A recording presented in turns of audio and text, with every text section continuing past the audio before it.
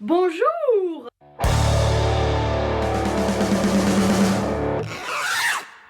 Oui, je sais, ça fait longtemps. Alors, j'ai pas arrêté de faire des costumes, j'ai pas arrêté de coudre, j'ai pas arrêté de bricoler, j'ai même pas arrêté de filmer, mais j'ai tout mis sur un disque dur et j'ai arrêté de monter. Voilà, j'ai été un petit peu submergée par mon année 2023. Alors, je vous retrouve aujourd'hui, vous avez vu mon écharpe de ministre, vous avez vu mon écharpe de ministre, comment elle est belle. Bref. Je vous retrouve aujourd'hui pour vous montrer mon costume Cidé Dragon pour l'édition 2023. Cidé Dragon est un festival fantasy qui a lieu un week-end tous les ans en septembre à Merville-Franceville, petite commune de la région du Calvados, en Normandie. C'est un festival qui prend lieu sous forme de marché, d'événements, de concerts, où déambulent des dizaines de personnes costumées dans différents styles fantasy, tels que des guerriers, des vikings, des steampunk, des nains, des lutins, des elfes, des fées, des druides, ou encore des pirates, des paladins et autres diableries. Il y a bien sûr tous les ans un thème, mais ce n'est pas un thème imposé. Bien évidemment, vous pouvez avoir commencé ou envisagé votre costume avant que le thème soit décidé, ou vous pouvez bien sûr avoir mis plusieurs années à assembler ou récupérer les différents éléments de votre costume, que ce soit d'un point de vue financier ou d'un point de vue de temps. Le grand intérêt de ce festival est donc de se costumer. 80% des festivaliers préparent leurs costumes de longs mois à l'avance pour pouvoir ce jour-là déambuler et se faire prendre en photo ou prendre en photo d'autres costumes. Il y a évidemment des civils qui ne font aucun effort et c'est moche. Alors, cette année, mon costume a été dicté par 3 envies contraintes. La première, c'est que j'avais pas envie de me maquiller. J'en avais marre de passer 1h30, 2h, 3h avant le festival à peinturer ma tronche. Les autres années, c'était très cool, mais cette année, je voulais de la tranquillité, de la simplicité. Bon, quand vous verrez le costume que j'ai choisi, je suis pas sûre que la tranquillité, la simplicité soit le maître mot. Mais bref, pas de maquillage. Ensuite, la deuxième chose, c'est que ma sœur, avec qui nous faisons un duo tous les ans, enfin avec qui je fais ce festival tous les ans, s'était lancée depuis quelques mois dans la réalisation de ce costume qui n'était autre qu'un gros dragon.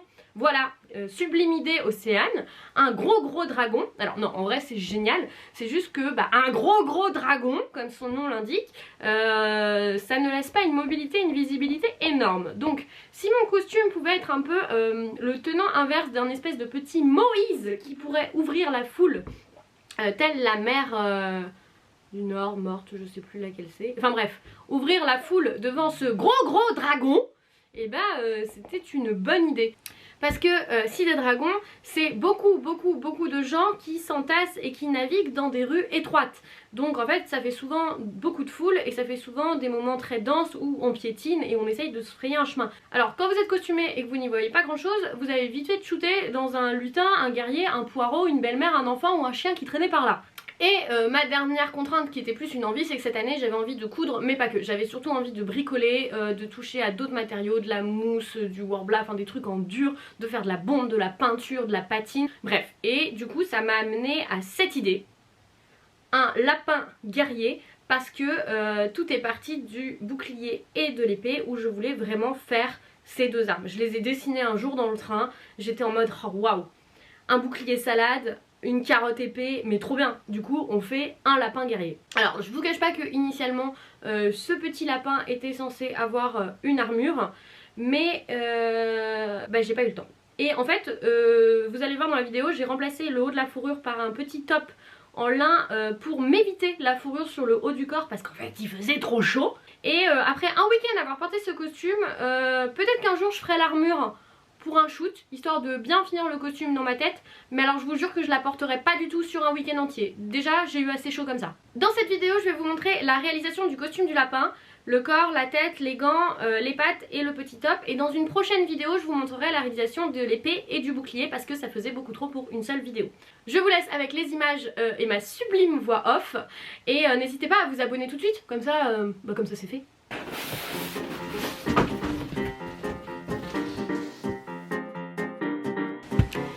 Et c'est parti. J'ai commencé par réaliser la tête de mon lapin. Je l'ai découpé dans de la mousse de tapissier de 3 cm d'épaisseur. Le patron préconisait 2,5 cm, mais je n'en ai pas trouvé et il paraît que c'est pas la taille qui compte. Oui, je vous ai pas dit, mais en fait je patronne pas la tête moi-même, j'ai pas le temps. Donc j'ai trouvé un patron sur Etsy tout fait. Donc faut le couper dans de la mousse, voilà c'est de la mousse de tapissier. J'ai préconisé 2 cm et demi, je crois que moi c'est de la 3 parce que j'ai pas trouvé de la 2,5. Alors j'ai commencé à couper au cutter et en fait mes bords ils sont beaucoup plus nickel au ciseau. Je sais pas c'est quoi cette magie mais ça marche. J'ai assemblé les différents morceaux avec de la colle néoprène, toujours cette fameuse colle contact où on en met sur une tranche puis sur l'autre, on attend 10 minutes et on peut coller les deux parties ensemble. Dans la foulée, j'ai peint en noir l'intérieur de globes acryliques pour faire les yeux et comme ça, avec un bout de fourrure, j'ai pu faire mon premier test de ma tête de lapin. Mais est-ce qu'il est pas trop mignon? Ah là là, je suis fan. Oh. J'ai ensuite coupé mes oreilles. Comme Van Gogh! Il y avait bien des oreilles de prévues dans le patron, mais je n'aimais pas la forme, aussi j'ai retracé mon propre gabarit que j'ai cette fois coupé dans de la mousse Eva de 7 mm pour un rendu plus fin. Je l'ai armaturé d'un fil de fer cousu au bord à la machine au point zigzag. J'ai aussi coupé le gabarit dans de la fourrure marron et dans de la fourrure blanche que j'ai assemblé puis enfilé comme une chaussette sur la base en mousse.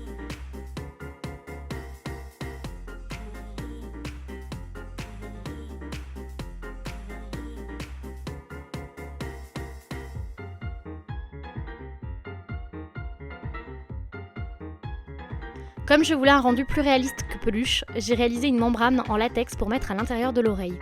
Je l'ai sculpté en plastiline en négatif et j'ai simplement coulé du latex que j'ai teinté dans la masse pour avoir le positif.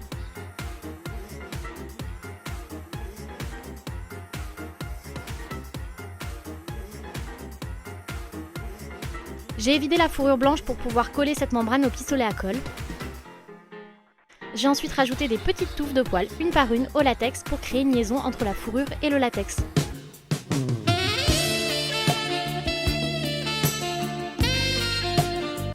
Voilà, donc là, mes oreilles ont des poils rajoutés en latex. J'ai plus qu'à attendre que ça sèche en espérant que le latex que j'ai rajouté se fonde bien avec le latex de dessous.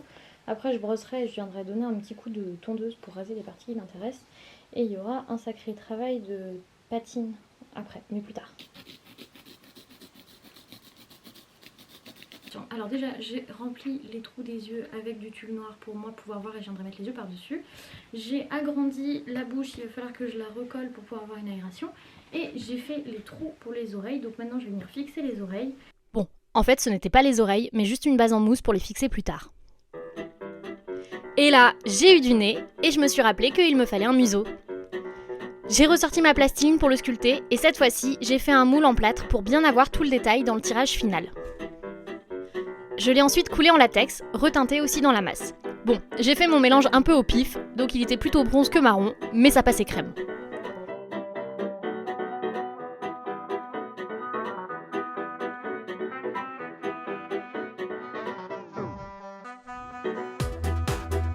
Je l'ai fixé sur la tête et j'ai attaqué de la recouvrir en fourrure. J'y allais un peu au feeling, coupant morceau après morceau et les fixant à la colle chaude.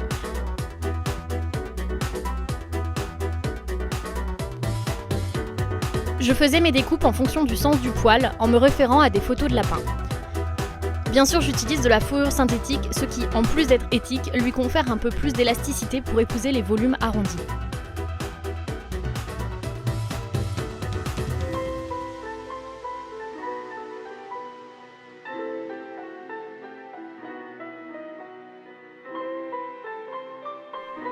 Au niveau de l'ouverture des yeux et de la bouche, j'ai mis du latex pour faire une finition qui ne laisse pas voir le bord du tissu.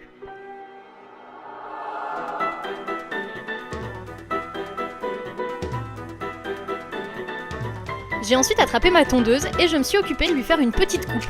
Passer la tondeuse me permet d'avoir un rendu beaucoup plus propre en sculptant vraiment les volumes au niveau des poils et en plus, c'est plutôt drôle à faire.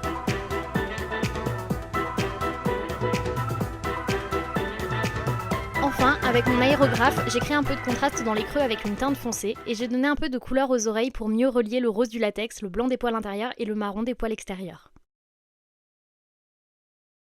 J'ai enfin reçu mes chaussures pour faire les pattes du lapin. Donc c'est des fausses buffalo que j'ai eu à 7 balles sur Vinted. Ce qui m'intéresse dans ces chaussures, c'est qu'elles ont une sacrée semelle, genre le pied est là en fait.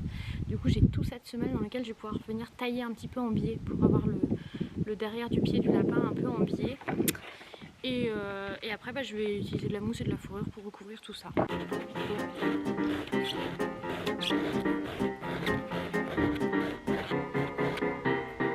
J'ai commencé par tailler franchement dans la semelle, en biais, pour donner l'illusion de la patte de lapin.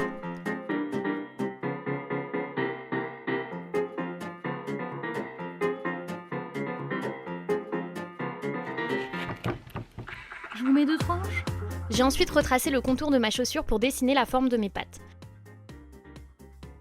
Une fois que mon gabarit me convenait, je l'ai coupé dans 2 épaisseurs de la même mousse de tapissier que la tête.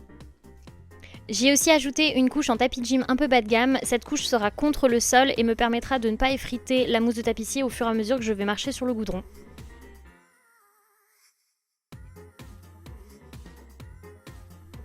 Dans les chutes de ma mousse, j'ai taillé les différents orteils, j'y suis allée un peu au feeling, l'important c'était que ce soit symétrique sur les 2 chaussures. J'ai ensuite fixé mes pattes en mousse à mes chaussures à la colle chaude. Tant bien que mal, j'en ai tiré un patron que j'ai reporté sur la fourrure. Je l'ai découpé avec de bonnes marges de couture, puis épinglé et je l'ai assemblé à la machine.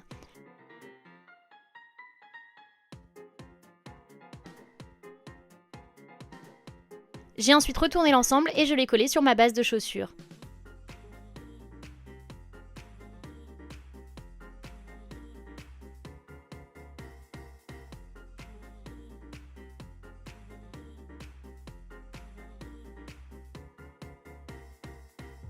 J'ai enfin donné à nouveau un coup de tondeuse pour bien définir le volume de mes pattes. Dans la foulée, j'ai réalisé ma paire de gants pour faire mes 2 autres pattes. J'ai simplement tracé le contour de mes mains auquel j'ai rajouté une grosse marge de couture. Je les ai découpées, puis assemblées à la machine et retournées. J'ai découvert une technique pour avoir un rendu nickel, que dis-je, au poil, avec la fourrure. Je fais la couture sans m'embêter de la répartition des poils et une fois sur l'endroit, je viens brosser avec la brosse de mon chat jusqu'à ce que tous les poils soient ressortis de la couture et dissimulent celle-ci. Et à nouveau, j'ai sorti la tondeuse pour de belles finitions. J'ai sorti l'artillerie lourde, j'ai nommé le décapeur thermique. J'en avais besoin pour chauffer mes billes de plastique thermoformable qui était ma solution la plus simple et la plus rapide pour obtenir les griffes. Une fois les billes chauffées, j'ai pu les malaxer et obtenir les formes allongées que je souhaitais avant de les jeter dans de l'eau froide pour les figer à nouveau. Un petit coup de bombe noire et hop, fixé à la colle chaude en 2 temps 3 mouvements. Manucure, check. Je suis enfin passée au corps de mon lapin. Dans un premier temps, j'ai coupé un académique dans du jersey noir. Si vous n'avez pas vu mes précédentes vidéos, un académique c'est une combinaison intégrale moulante. J'ai un patron tout fait à ma taille, donc c'était parfait, je l'ai réutilisé sans couper ni les mains ni les pieds pour ce projet. J'ai assemblé toutes mes coutures au point zigzag pour être sûre qu'elles ne craquent pas lorsqu'elles seront en tension sur mon corps. Et là j'ai sorti le scotch et le cellophane. C'est parti. Alors non, je ne compte pas kidnapper quelqu'un. En fait, l'académique noir va me servir de base sur lequel je vais fixer des poches rembourrées qui me donneront les volumes un peu plus d'un lapin que d'un être humain. Je me suis donc enroulé de cellophane puis de scotch aux endroits où je devais rajouter des formes. C'était le mois d'août, il faisait 40 degrés, c'était vachement chouette. Directement sur moi, j'ai tracé le contour de mes différentes formes et puis à plat, je les ai retracées correctement et j'en ai profité pour ajouter des pinces pour permettre de les monter en volume. Vraiment ma logique de vie par 35 degrés. J'ai coupé ces poches dans une résille assez fine et une fois que j'avais fermé toutes les pinces, je les ai fixées à leur emplacement respectif sur l'académique. Au point zigzag, toujours, pour ne pas que les coutures craquent, et je laissais à chaque fois une petite ouverture pour permettre le rembourrage. Le rembourrage, parlons-en. Si l'enfer c'est les autres, et bah les autres c'est les billes de polyester, moi je vous le dis. J'ai choisi de rembourrer avec des billes car contrairement à la ouate, ça ne se tasse pas ou ne s'écrase pas et ça suit les mouvements.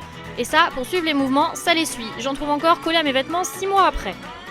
Je me suis fabriqué un espèce d'entonnoir avec un rouleau de sopalin que j'insère dans l'ouverture de la poche que j'avais laissée pour verser les billes. Vachement pratique. J'ai passé un temps fou à ajuster les volumes de mon lapin. Je remplissais de billes, je sécurisais avec des épingles à nourrice, j'enfilais le costume pour checker, je l'enlevais, je remettais ou enlevais des billes, je refermais avec les épingles à nourrice, je renfilais pour checker, je l'enlevais, je remettais, j'enlevais les billes, j'enfilais...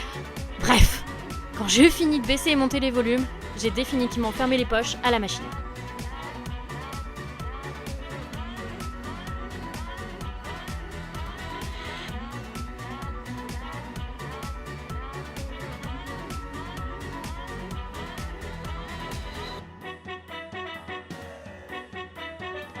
Et quand j'ai eu fini tout ça, eh bien j'ai pu recommencer à m'envelopper de cellophane et de scotch, cette fois pour trouver le patron de la fourrure. Il faisait toujours 40 degrés.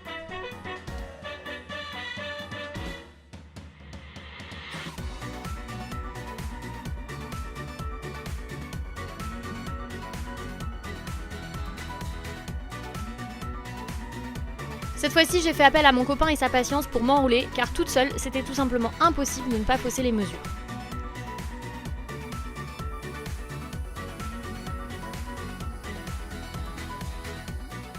J'ai les milieux tracés.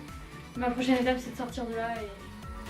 Je suis sortie de mon cocon en coupant le milieu de devant et en faisant surtout attention de ne pas couper les poches de billes, et une fois à plat, j'ai reséparé mon patron en différents morceaux.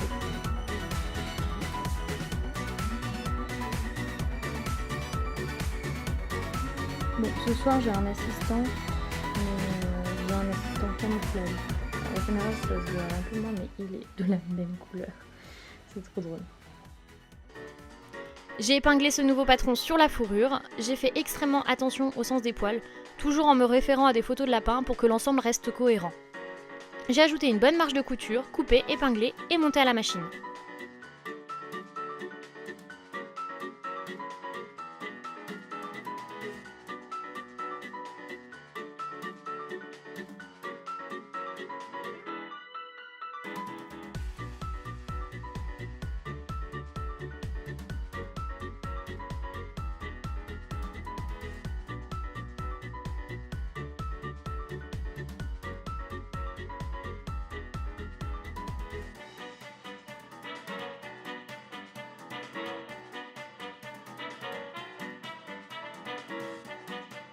J'ai ressorti ma technique magique de la brosse à chat pour camoufler chaque couture.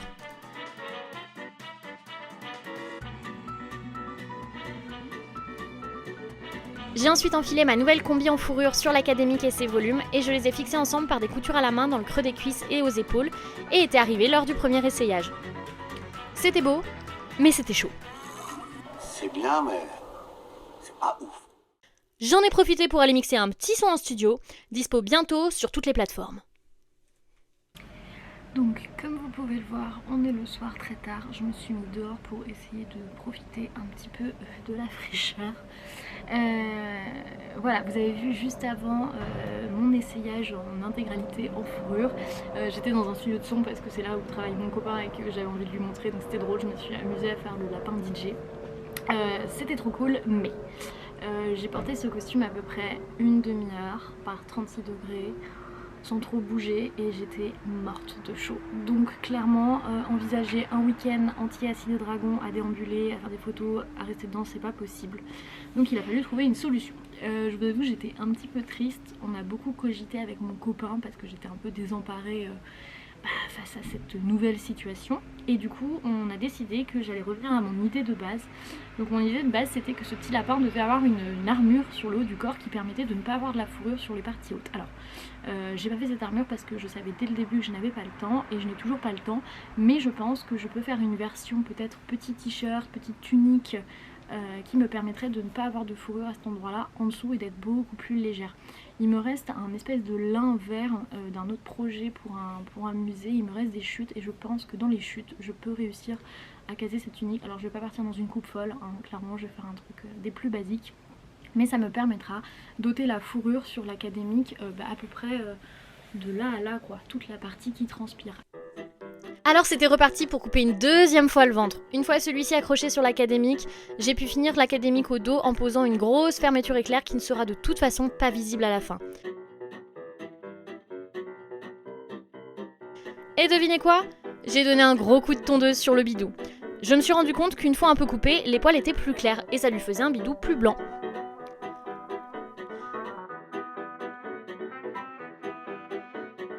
Je me suis ensuite attaquée à ce fameux t-shirt médiéval. Alors là, le patron, c'était clairement au feeling.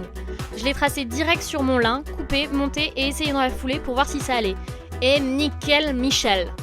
J'ai ajouté des manches dont j'ai gainé le bas avec une bande de crin pour avoir un côté manche de dessin animé.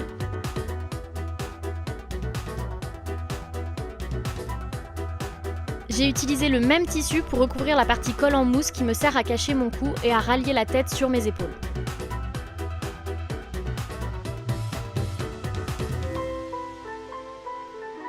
Il ne me manquait plus qu'un élément indispensable à ce lapin, une petite queue. 2 épaisseurs de fourrure assemblées à la machine, et hop, un peu de rembourrage, évidemment un coup de peigne, un coup de tondeuse, et tada! Il ne me restait plus qu'à la fixer à la main, sans bloquer la fermeture éclair. Oui, j'ai fait cette connerie. Il était pile temps pour moi de partir prendre mon train pour rejoindre la terre bénie de la Normandie. Voilà, tout est emballé, il y a juste la petite fan qui dépasse. Là j'ai la carotte, le bouclier et l'épée. Et dans la valise j'ai tout le textile, le costume, les chaussures, les gants. Une dernière petite couture dans le train pour faire l'ourlet du t-shirt et le lapin était cuit. Prêt.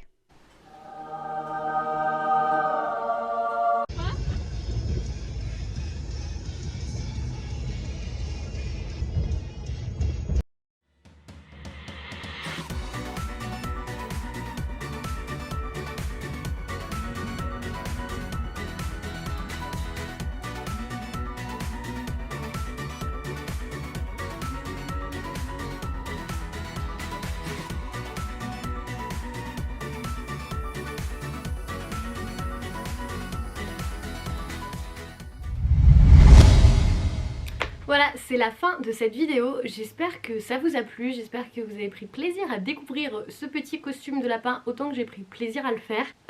J'ai adoré faire ce costume, j'étais hyper fière de moi. Alors il y a eu quelques péripéties, hein. Je vais pas vous mentir que j'étais un petit peu déçue de pas pouvoir garder l'intégralité du costume en fourrure tel quel. Mais néanmoins quand j'ai enlevé la partie haute pour la remplacer, j'ai gardé toute cette partie telle quelle pour si un jour, ne sait-on jamais, j'ai besoin de réutiliser, de revendre ce costume, enfin d'avoir vraiment un costume de lapin entier sans cette partie en jersey noir moche qu'il faut couvrir, et ben j'ai gardé toute la partie haute et je pourrais la recoudre au reste du corps du lapin. Mais en tout cas c'était la meilleure décision que j'ai pu prendre pour ne pas mourir de chaud littéralement dans ce costume. En parlant de mourir de chaud, une chose que vous ne voyez pas dans les vidéos, mais une fois arrivée chez mes parents, j'ai rajouté dans la tête à ce niveau là, donc littéralement face à ma bouche, parce que en fait dans la tête de lapin en fait ma bouche et mon nez ne sont pas au niveau de la bouche et du nez du lapin, hein, bien évidemment c'est pas la même taille. Et du coup au niveau de ma bouche, là où j'avais un petit creux dans la mousse, j'ai mis un petit ventilateur de poche. Et franchement, meilleure idée que j'ai jamais eue. Ça m'a sauvé les 2 jours, genre j'avais de l'air frais qui m'arrivait tout le temps et à l'intérieur de la chaleur de la mousse, c'était genre parfait. Là où j'étais un petit peu stupide, c'est que j'ai collé ce ventilateur à la colle chaude dans la mousse, donc ça très très bonne idée, ça a super bien tenu. Et quand j'ai voulu le recharger le samedi soir pour le dimanche, je me suis rendu compte que j'avais mis la colle chaude pile sur le branchement USB. Voilà, donc j'ai passé 1h30 à l'épingle à essayer d'enlever le moindre dépôt de colle avec mon papa qui me disait si ça va marcher, on va y arriver. Alors moi j'étais en mode mais jamais, enfin j'ai foutu de la colle chaude dans le branchement. Et bah il avait raison. Il a fallu du temps, mais on a réussi avec dextérité et en le mettant dans un angle précis à recharger le ventilateur pour le jour d'après. Je vous avoue que si je ressors ce costume un jour, je rachèterai un autre ventilateur de poche et je le changerai. Je vous retrouve vite pour la suite de ce costume, c'est-à-dire pour le bouclier et l'épée dans une prochaine vidéo. D'ici là, bah abonnez-vous et ciao!